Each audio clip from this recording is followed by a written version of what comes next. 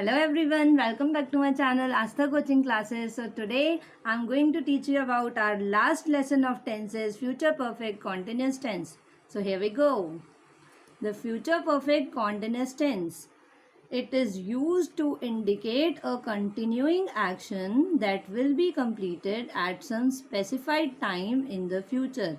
Future perfect continuous tense में जो actions होते हैं वो एक्शंस होते हैं जो हम कंटिन्यू कर रहे होते हैं पहले से ही, जो हम पहले से ही कर रहे होंगे फ्यूचर में.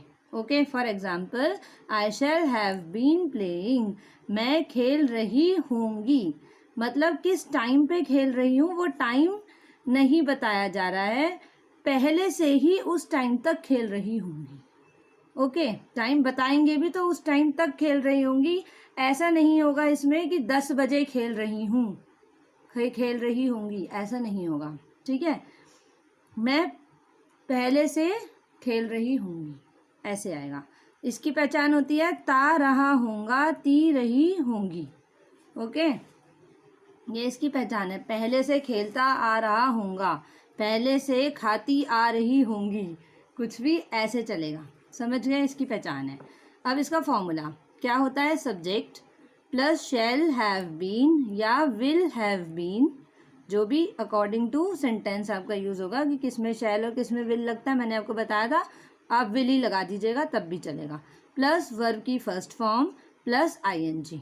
Okay, for example I shall have been reading, मैं रीडिंग कर रही होंगी फ्यूचर में. ओके, अब इसमें क्या होता है, फ्यूचर परफेक्ट कॉन्टिन्यूस टेंस के अंदर सिंस और फॉर का यूज़ कंपल्सरी है. ये भी होता है ना, कुछ सेंटेंसेस में कंपल्सरी है. तो कैसे होगा उसका यूज़ पहले आपको सिखा देती हूँ. Use of since. Since is use to show definite time in the sentence. अगर आपके सेंटेंस में डेफिनेट टाइम बता दिया गया है कि वो काम फ्राइडे को हो रहा है, वो 10 बजे होगा, 2001 में होगा, तो तब आप सिंस यूज़ करेंगे. ओके, और यूज़ ऑफ फॉर. फॉर का यूज़ कब होता है? For is used to show indefinite time in the sentence. Sentence में जब आपके पास जो टाइम है वो इनडेफिनेट शो हो रहा है, तब आपने फॉर का यूज़ करना है. ओके, मतलब इनडेफिनेट है, पता नहीं है, 5 घंटों से, 10 मिनट से, एग्जैक्ट टाइम नहीं बताया कि 10 बजे या 4 बजे या 2 बजे, ऐसा नहीं. अगर ऐसा बताएंगे तो सिंस यूज़ होगा, लेकिन बता रहे 5 घंटे से मैं ये काम कर रहा हूँ, 10 मिनट से कर रहा हूँ, 1 हफ्ते से कर रहा हूँ, मतलब कर रहा होऊंगा. समझ गए ना, 5 घंटे से कर रहा होऊंगा, 10 मिनट से कर रहा होऊंगा, 1 वीक से कर रहा होऊंगा, तब आप फॉर का यूज़ करेंगे. ठीक है, चलिए. अब अफर्मेटिव, इसमें क्या होते हैं? वही 4 पार्ट्स होते हैं, जैसे सब टेंसेस में होते हैं ऐसे ये भी टेंस 4 पार्ट्स में कन्वर्ट होता है, डिवाइड होता है. तो इसको affirmative sentence, interrogative, negative and interrogative negative, they are divided into 4 parts. So let's start with affirmative. Affirmative simple sentences. तो इसके जो फॉर्मूलेज हैं वो यहाँ गिवन है, मैं आपको एक बार रीड आउट करके बता देती हूँ कि सब्जेक्ट प्लस शैल या will have been plus verb की first form plus ING plus since और फॉर, ये लगेगा अफर्मेटिव में. अब इंटेरोगेटिव में क्या होगा? शैल या विल प्लस सब्जेक्ट, क्योंकि ये क्वेश्चन वाले हैं तो हैल्पिंग वर्ब पहले आती है, plus subject plus have been plus verb की first form plus ING plus since या for and then question mark. Have you understand? Then negative. Subject plus shall या will plus not have been plus verb की first form plus ING plus since या for. Negative मतलब नहीं वाले, तो इसलिए not have been लगेगा इसमें. और इंटेरोगेटिव नेगेटिव मतलब क्वेश्चन भी और नहीं वाले भी.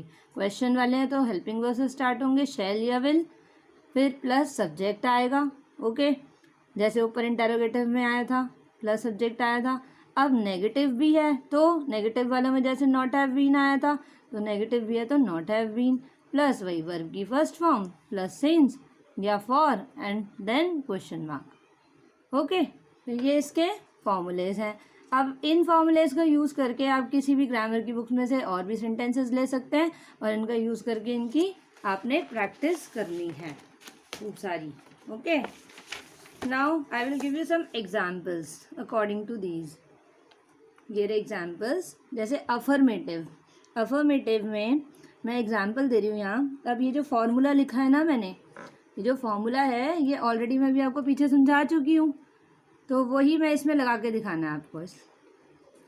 हम 10 बजे से खेल रहे होंगे. 10 बजे से खेल रहे होंगे, तो आप क्या करेंगे, इसमें कैसे लिखेंगे? हम, जो कि क्या है, सब्जेक्ट. तो उसके लिए क्या लिखेंगे? वी. फिर शैल या विल में से कुछ आता है तो आपने लिख दिया शैल या विल, कुछ भी लिख सकते हैं. Have been. ओके, वर्ब क्या है? प्ले. खेलने को क्या बोलते हैं? प्ले. फिर लगेगा ING, प्लेइंग. कब से? Since 10 o'clock. उन्होंने कहा ना 10 बजे से. जब उन्होंने एग्जैक्ट टाइम बता दिया कि 10 बजे से खेल रहे होंगे, एग्जैक्ट टाइम बता देंगे तो सिंस लगेगा 10 o'clock. ओके. नंबर 2, वह 2021 से परीक्षा की तैयारी कर रहा होगा. तो इसको कैसे लिखोगे आप? वह को ही लिखेंगे, सब्जेक्ट आ गया. फिर शैल या विल में से कुछ लगेगा तो विल लगा दिया. Have been. वर्ब क्या है? तैयारी करने को प्रिपेयर बोलते हैं. Prepare ING, preparing. किसके लिए प्रिपेयर कर रहा था? For the test. परीक्षा के लिए कर रहा था, तो फॉर द टेस्ट कब से कर रहा था? 2021 से. तो क्या लिखेंगे? हमें एग्जैक्ट बता दिया 2021 से, तो सिंस आएगा, सिंस 2021. आई होप कि आपको समझ आ रहा होगा. You can understand it with the help of these examples. Okay, now come to interrogative. Interrogative question वाले, इसमें भी देख लीजिए. क्या हम 10 बजे से खेल रहे होंगे? तो क्या करके है, क्योंकि क्वेश्चन वाले तो हेल्पिंग वर्ब पहले आती है, तो हमने शैल विल में से कुछ लगाया, शैल.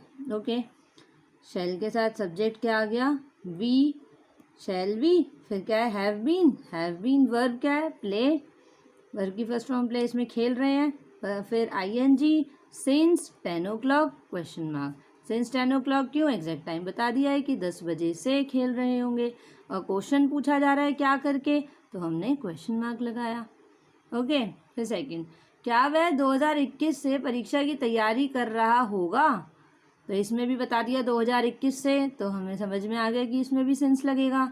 ठीक है ना. और क्या करके है, तो हेल्पिंग वर्ब पहले वही आ गई, विल. और सब्जेक्ट है ही सब्जेक्ट के साथ मैंने विल बताया था, इसलिए विल यूज़ हुआ है. वी के साथ मैंने शैल बताया था, इसलिए यहाँ शैल यूज़ कर दिया है. आप ऐसे करेंगे तब भी ठीक है, नहीं तो आप सब में विल लगा देंगे. हेल्पिंग वर्ब में शैल नहीं भी यूज़ करोगे तब भी चल जाएगा. तो विल ही, फिर वही हैव बीन. वर्ब की first form prepare, ING, preparing. ठीक है, किसके लिए? For the test. कब से? Since 2021, then question mark. Okay, you can understand. आ गया समझ में. अब नेगेटिव पे आ जाओ.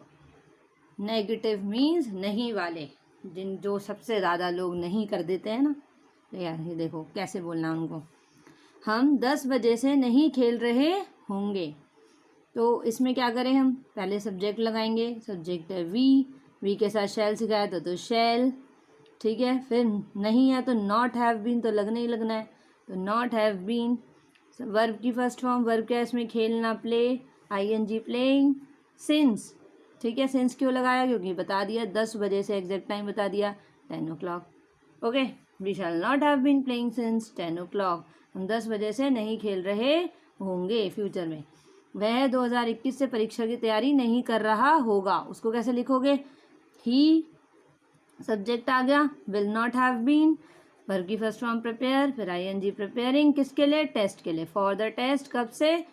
2021 से, तो since 2021. Okay, now let's come to our last one, interrogative negative. Okay, interrogative negative मतलब क्वेश्चन भी और नेगेटिव भी, नॉट में भी. तो ये रहा आपका एग्जाम्पल. क्या हम 10 बजे से नहीं खेल रहे होंगे? तो कैसे लिखोगे? शैल या विल, कुछ भी. सब्जेक्ट क्या आएगा? हमको क्या बोलते हैं? वी आ गया. Not have been, not have plus been है, नॉट हैव बीन. वर्ब की फर्स्ट फॉर्म प्ले, फिर ING आ जाएगा, प्लेइंग. ठीक है, वर्ब की फर्स्ट फॉर्म प्लस ING आएगा यहाँ. मेंशन होना रह गया मुझसे, ING, ठीक है। फिर सिंस कब से, 10 बजे से, 10 o'clock, ओके। फिर क्या वह 2021 से परीक्षा की तैयारी नहीं कर रहा होगा, तो विल ही, सब्जेक्ट ही हो गया। फिर नॉट हैव बीन, वर्ब की फर्स्ट फॉर्म प्रिपेयर, ठीक है। फिर ING, preparing for the test, test के लिए कब से, सिंस 2021। बस इतना सा था। Have you understand this? आ गया सबको समझ में? तो आई होप आपको ये सारे लेसन 12 तक सब लेसन टेंसेस के समझ में आ गए होंगे। इफ़ आपका कोई भी लेसन रह गया है, स्किप हो गया है, तो आप उसकी वीडियो देख सकते हैं। मेरी सारी वीडियोस टेंसेस की विद एक्टिविटीज़ मेरी इसी चैनल पे अवेलेबल है, आप अभी देख सकते हैं उनको। और जो भी प्रॉब्लम हो तो आप उसके लिए कमेंट कर सकते हैं, ठीक है। So please like, share, subscribe my channel as you can. Thank you so much.